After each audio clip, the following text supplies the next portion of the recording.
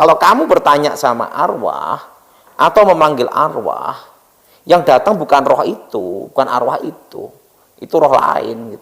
Saya kaget. Nah, di situ saya mendalami kekuatan mistik. Akhirnya menemukan, memang yang datang itu bukan roh orang mati, tapi roh setan yang menyamar, yang mengikuti orang yang mati itu sejak lahir gitu loh. Karena setan bisa aja menyamar sebagai apapun, bahkan menyamar sebagai malaikat terang. Iya, tetapi akibatnya itu sangat Mana Sorgawi.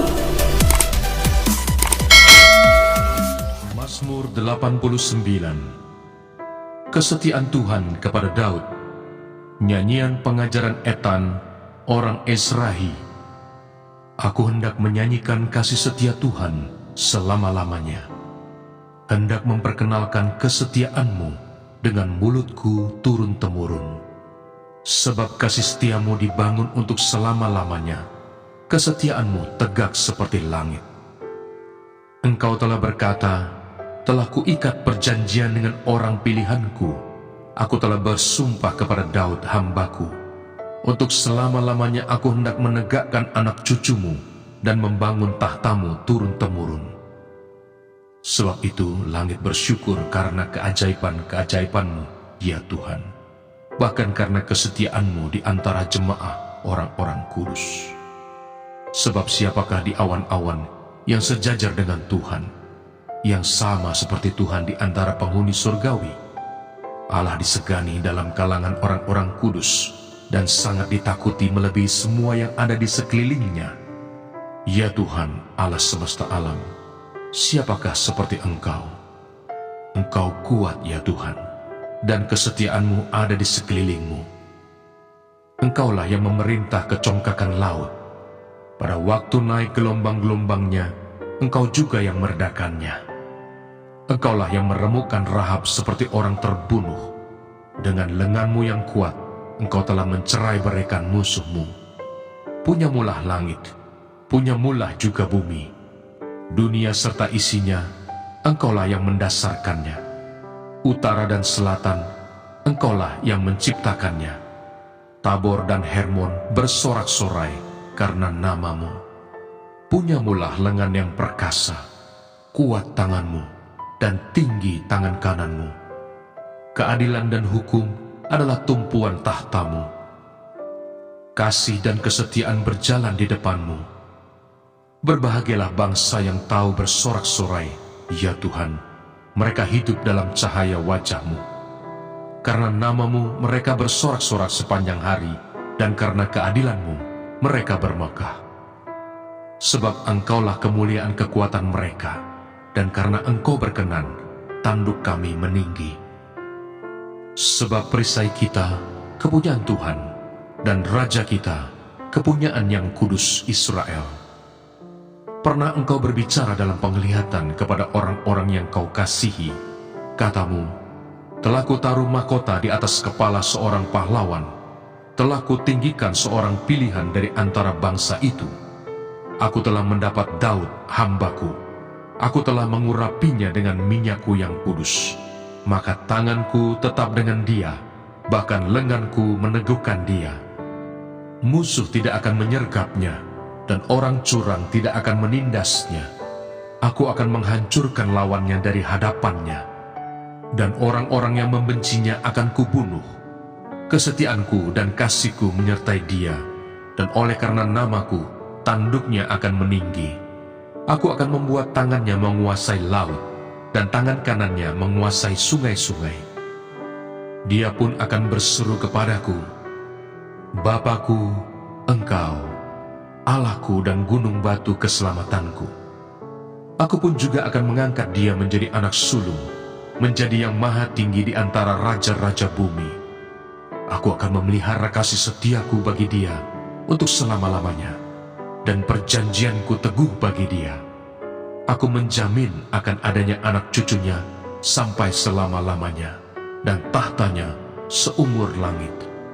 Jika anak-anaknya meninggalkan Tauratku, dan mereka tidak hidup menurut hukumku, jika ketetapanku mereka langgar dan tidak berpegang pada perintah-perintahku, maka aku akan membalas pelanggaran mereka dengan gada, dan kesalahan mereka dengan pukulan-pukulan. Tetapi kasih setiaku tidak akan kujauhkan daripadanya. Dan aku tidak akan berlaku curang dalam hal kesetiaanku. Aku tidak akan melanggar perjanjianku, dan apa yang keluar dari bibirku tidak akan kuubah. Sekali aku bersumpah demi kekudusanku, tentulah aku tidak akan berbohong kepada Daud. Anak cucunya akan ada untuk selama-lamanya. Dan tahtanya seperti matahari di depan mataku, seperti bulan yang ada selama-lamanya, suatu saksi yang setia di awan-awan. Tetapi engkau sendiri menolak dan membuang, menjadi kemas kepada orang yang kau urapi, membatalkan perjanjian dengan hambamu, menajiskan mahkotanya laksana debu, melanda segala temboknya, membuat kubu-kubunya menjadi reruntuhan. Semua orang yang lewat di jalan merampoknya, dan ia menjadi celah bagi tetangganya. Engkau telah meninggikan tangan kanan para lawannya, telah membuat semua musuhnya bersukacita. Juga kau balikkan mata pedangnya, dan tidak membuat dia dapat bertahan dalam peperangan. Engkau menghentikan kegemilangannya, dan tahtanya kau campakkan ke bumi.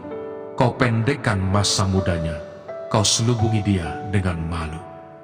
Berapa lama lagi ya Tuhan, Engkau bersembunyi terus-menerus, berkobar-kobar murkamu laksana api. Ingatlah apa umur hidup itu, betapa sia-sia kau ciptakan semua anak manusia. Siapakah orang yang hidup dan yang tidak mengalami kematian, yang dapat meluputkan nyawanya dari kuasa dunia orang mati? Di manakah kasih setiamu yang mula-mula ya Tuhan, yang telah kau janjikan dengan sumpah kepada Daud demi kesetiaanmu? Ingatlah celah hambamu ya Tuhan, bahwa dalam dadaku aku menanggung penghinaan segala bangsa yang dilontarkan oleh musuh-musuhmu ya Tuhan, yang dilontarkan mencela jejak langkah orang yang kau urapi. Terpujilah Tuhan untuk selama-lamanya. Amin. Ya, amin. Kutuk hutang darah, khususnya kutuk hutang darah pada sebuah negeri. Kenapa? Karena banyak pemimpin-pemimpin negeri, termasuk di Indonesia, yaitu pemimpin-pemimpin yang percaya pada dukun, percaya pada kuasa kegelapan. Nah, Alkitab kan berkata, kalau pemimpin takut akan Tuhan, maka negeri itu diberkati. Tetapi kalau pemimpinnya percaya dukun-dukun dan kuasa kegelapan, kira-kira apa akibatnya? Silakan Pak Daud. Ada suatu kutukan dalam dunia mistik bagi ya. Ya. Itu ada dua kutukan. Dan dua kutukan ini sangat berbahaya, yaitu kutukan darah, Ya. dan yang kedua adalah kutuk alam kubur. Nah, Jadi intinya setan tidak pernah kerja gratis. Kalau kita minta tolong dari setan, pasti ada harganya. Ini yang Pak Daud bilang kutuknya. iya. Nah, kita bahas dulu tentang kutuk darah. Ya. Suatu negara yang pernah kudeta, pasti akan terjadi kudeta lagi. Jadi suatu negara kalau terjadi pernah kudeta, maka akan terjadi kudeta lagi berulang. Kan itu ada kutuknya di situ. Namanya kutuk darah. Nah, makanya ada kata-kata. Karena dia naiknya dengan darah. Iya. Karena itu dia harus bayar lagi dengan Dengan darah. darah. Nah, suatu dinasti atau suatu kerajaan itu kan dibangun dengan pertumpahan darah. Maka akan terjadi ya darah lagi. Itu namanya kutukan darah. Karena itu menuntut. Nah, kutukan darah ini di mana akan banyak sekali yang namanya itu bencana, musibah, Pokoknya banyak kematian. banyak kematian. Karena darah menuntut darah gitu loh. Kan kalau kita perhatikan di Alkitab, itu di dalam kitab Kejadian, siapa yang menumpahkan darah manusia, Tuhan sendiri menuntutnya, baik manusia maupun binatang. Nah, kalau kita perhatikan, bila suatu negeri atau suatu negara didirikan berdasarkan pertumpahan darah, maka di situ akan banyak sekali musibah, bencana, malapetaka. Nah, tetapi ada tetapi Pak Gilbert. Iya. Yang paling berbahaya kalau dibangkitkan kutukannya. Udah ada kutukannya, apalagi sampai dibangkitkan. Bagaimana bangkitkannya itu? Yaitu namanya pemanggilan arwah yang disebut kutuk alam kubur. Nah, misalnya memanggil arwah-arwah leluhur zaman dulu. Nah, jadi sudah ada kutukan darah, tetapi kalau dibangkitkan yang namanya itu kutuk memanggil arwah, itu menjadi kutuk alam kubur. Nah, di dalam dunia mistik sebelum saya bertobat, itu tidak boleh memanggil arwah justru. Karena guru saya selalu ngomong, jangan ganggu orang mati gitu loh. Oh, ini ilmu lain lagi. Iya, itu sebelum saya bertobat. Iya. Nah, artinya apa? Guru saya ngomong bahwa kalau memanggil arwah, roh, itu ada harga harus dibayar gitu loh. Makanya ada namanya jai langkung, saya itu pemanggilan roh nenek moyang. Nah, dari kecil kakek saya sebelum bertobat melarang saya untuk berhubungan pemanggilan arwah karena ada namanya kutuk alam kubur. Nah, banyak orang nggak tahu gitu loh. Nah, tapi walaupun melarang, sebelum bertobat saya ngumpet-ngumpet juga karena mau cari nomor buntut gitu loh. Nah, waktu itu cari nomor buntut, akhirnya saya dikasih tahu sama kakek saya kenapa dia melarang. Kalau kamu bertanya sama arwah atau memanggil arwah, yang datang bukan roh itu, bukan arwah itu roh lain. Saya kaget. Nah, di situ saya mendalami kekuatan mistik. Akhirnya menemukan, memang yang datang itu bukan roh orang mati, tapi roh setan yang menyamar, yang mengikuti orang yang mati itu sejak lahir gitu loh. Karena setan bisa aja menyamar sebagai apapun, bahkan menyamar sebagai malaikat terang. Iya, tetapi akibatnya itu sangat berdampak luar biasa. Makanya itu loh dukun yang ngasih nomor togel, nomor buntut. Kenapa dia tidak beli sendiri? Dia kan tahu nomornya besok. Karena ada suatu kutukan, di mana kutukan itu bangkrut seumur hidup. Makanya dukunnya juga tidak berani beli. Nah, di situ saya baru mengerti, oh kenapa saya dilarang gitu loh. Jadi dalam dunia mistik yang sebenarnya, yang kalau kan ilmu gaib itu ada dasar, menengah, tinggi. Ya. Nah, pada waktu dasar menengah itu rahasia ini belum tahu. Tapi udah tingkat tinggi, namanya itu tingkat ngerogo sukmo. Karena dulu sebelum bertobat kan umur 10-11 tahun saya udah ngerogo sukmo. Nah, di situ saya mengetahui rahasia itu. Ngerogo sukmo itu namanya mecat rogo. Jadi meditasi puncaknya itu sampai tidak terasa yang namanya gigitan nyamuk. Dan puncaknya itu roh keluar. Nafas berhenti. Makanya ngerogo sukmo itu maksimal 3 jam. Di atas 3 jam ya bablas mati. Nah, untuk roh ini keluar itu ada namanya tali batin. Makanya orang kalau ngerogo sukmo itu tidak boleh diketahui orang. Karena kalau dibalik gini aja, bablas, tidak kembali. Atau badannya dipindah ke tempat lain, tidak bisa kembali. Makanya orang ngerogo sukmo di selalu kamar tertutup, ruangan tertutup, meditasi gini, roh keluar. Dan dulu kan ilmu itu sering saya gunakan sebelum bertobat untuk adu ayam Pak Gilbert. Makanya untuk adu ayam, nah jadi begitu ini ayam, nah waktu pertaruhan satu air, wow, kan alam pernah keok, lari. Waktu kedua, taruhan dinaikkan, asor lah, 1.000 jadi 10.000, di 10 kali, langsung roh saya keluar pindah ke ayam. Tapi badan saya begini, tapi nafas berhenti. Yang di ayam saya. Nah, di badan saya, supaya saya tetap hidup, itu roh lain. Dan itu roh setan pasti? Pasti. Tapi roh saya sudah keluar. Hanya level yang tingkat seperti itu yang tahu rahasia pemanggilan arwah. Nah, kendalanya di Indonesia ini, kan negara kita ini merdeka terjadi peperangan Pak Gilbert. Ya. Penjajahan, peperangan. Nah, kedua, repotnya kalau ada yang membangkitkan dengan memanggil arwah, memanggil roh. Sekarang ada banyak memanggil arwah Majapahit lah, memanggil arwah ini dari jenderal apa yang dulu begini-begini kan sering kali ada gitu kan. Nah, itu akan membangkitkan, akan terjadi kutukan, alam bereaksi. Alam bereaksi nanti akan banyak gempa, gunung meletus, pokoknya bencana, pesawat jatuh. Karena minta darah. Iya, karena itu namanya kutukan darah yang dibangkitkan jadi kutuk alam kubur. Kenapa banyak orang tertarik untuk memanggil arwah orang mati, kawan? Orang itu kan kadang pertama rasa ingin tahu.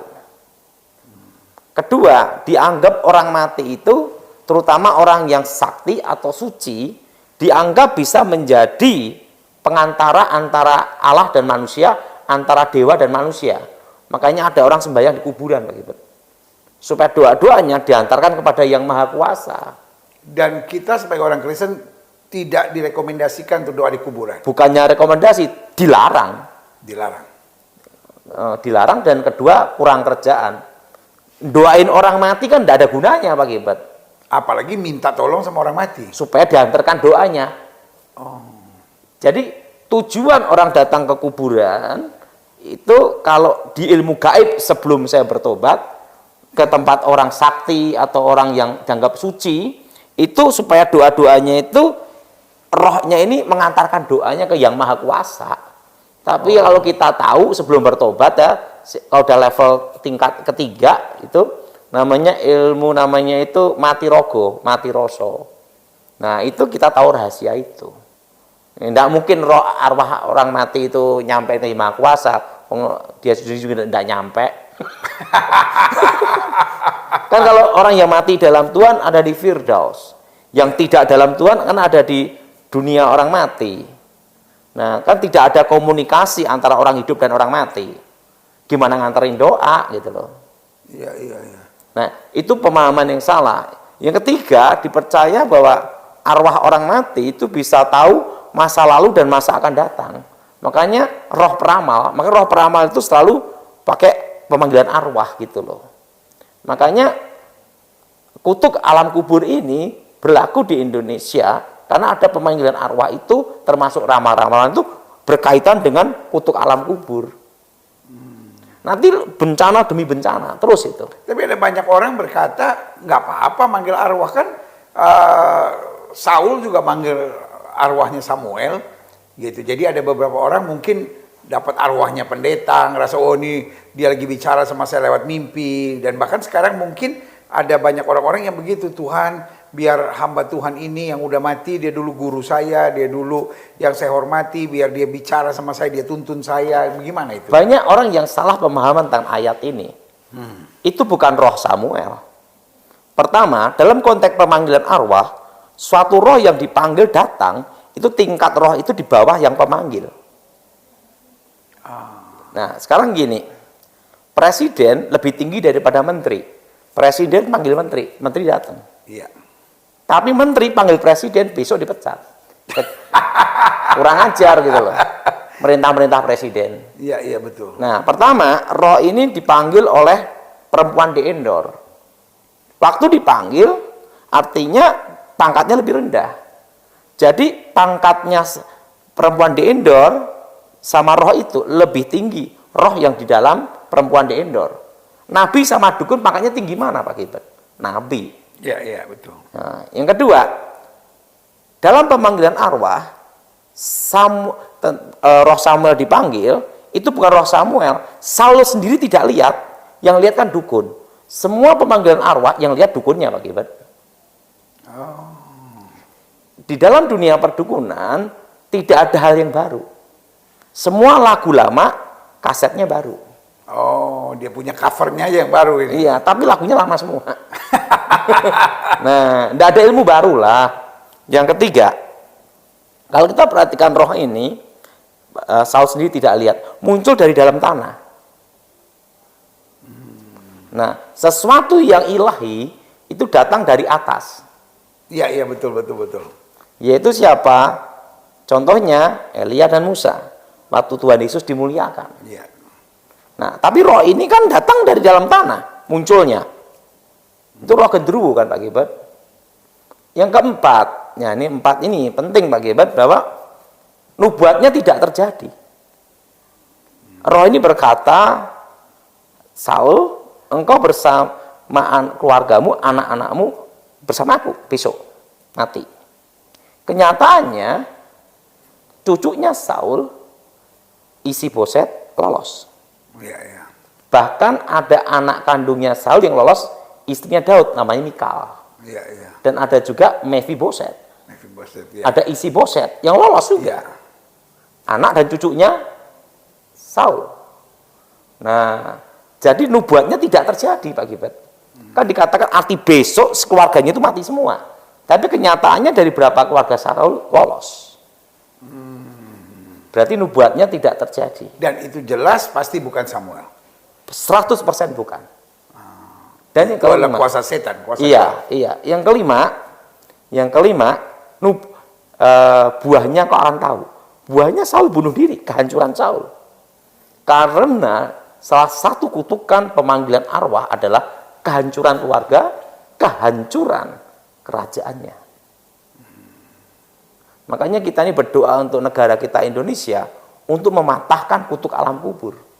Karena cukup banyak, baik pemimpin di bangsa ini maupun orang biasa ataupun Terlalu banyak. penguasa. Bukan gitu, banyak, terlalu banyak. Makanya kita ini berdoa. Dan ini dianggap sebagai sesuatu yang dipercaya. Nah, karena dikira bahwa arwah orang mati yang dianggap sakti bisa menjadi pengantara antara manusia dan dewa atau Allah dan manusia. Nah, repotnya di situ Pak Gilbert. Nah, bagaimana kalau orang itu adalah orang, kan ini sekarang juga ada unsur yang dipanggil adalah arwah dari pemimpin spiritual. Jadi kalau saya mungkin gitu, kalau saya Kristen, oh dia dulu guru saya gitu, atau mungkin kalau saya beragama lain juga, oh dia guru saya gitu. Jadi beranggapan bahwa ini sejalan sama iman saya, karena yang saya panggil bukan, sekali lagi bukan arwahnya Diponegoro, saya bukan panggil arwahnya Gajah Mada, bukan arwahnya Majapahit, tapi kan yang saya panggil guru spiritual saya. Itu yang datang roh setan menyamar. Jadi gini, waktu level namanya mati rogo, mati roso, Ya. di situ akan tahu suatu rahasia, di mana rahasia ini tidak semua dukun tahu. Hanya dukun yang mendalami ilmu batin yang tingkatnya tinggi akan mengetahui rahasia ini. Itu yang datang bukan arwah, itu roh setan menyamar. Tapi roh dan suara dan apanya semua persis. Nah, sebelum saya bertobat itu ada namanya hukum kodrat. Apa itu hukum kodrat? Hukum alam, hukum kodrat, apa yang digariskan oleh Yang Maha Kuasa, bahwa orang mati tidak bisa datangi orang hidup. Itu diyakini Pak Gilbert. Makanya pada waktu Kita bilang ada jurang pemisah yang memisahkan. iya, kalau dulu sebelum saya bertobat namanya kodrat alam. Makanya guru saya, kakek saya sebelum saya bertobat, dia sangat melarang saya untuk memanggil arwah. Nah, dia ngomong bahwa kekuatan mistik yang sejati itu bukan tergantung kamu manggil arwah, bukan. Tetapi roh, yaitu kuasa gelap yang itu manunggal dari satu. Senjata yang terhebat bukan di tangan, tapi di batin. Makanya level tingkat tinggi itu justru jarang pakai jimat Pak Gilbert. Tidak ada dukun yang hebat sakti perlu pengawal. Iya. Dukun sakti benar-benar itu tidak bawa apa-apa Pak Gilbert. Karena ilmu yang terhebat bukan dipegangnya di tangan, tapi di hati, batin. Nah, ini ada suatu kisah nyata Pak Gilbert ya. Saya belajar satu dari kakek saya. Jadi gini, suatu kali ada pertunjukan debus. Ada pertunjukan orang itu potong-potong gini, silet ini, ya. Setelah itu batu bata, tek, hancur. Nah, waktu itu kakek saya tepuk tangan gini. Nah, saya sebagai muridnya bingung. Yang hebat mana? Karena ini hancur, kakek tepuk tangan. Nah, saya itu sampai di rumah, saya tanya sama guru. Guru, dia hebat ya? Gitu. Langsung saya suruh ngambil gembok. Gembok besi yang hebat. Ya. Buka semua. Tanpa disentuh. Batu kira-kira jarak 3 meter, giniin aja. Hancur. Dia ngomong, Ton, kalau ada orang cari makan, kita kasih semangat. Kita senang. Kenapa? Tidak. Kalau orang pada cari makan model gini, berarti ngurangi perampok, ngurangi kejahatan. Kita harus mendukung. Jadi, Ton, Kalau kamu dalam hidup ini, jangan suka nyerang orang. Jadi selama orang itu cari makan, dengan cara yang halal, biarin aja. Kita dukung. Tapi kita harus tahu, Ton, bahwa kekuatan batin kita harus dirahasiakan. Kita. Jadi situlah saya belajar yang namanya itu kerendahan hati, Pak Gilbert. Mana sorgawi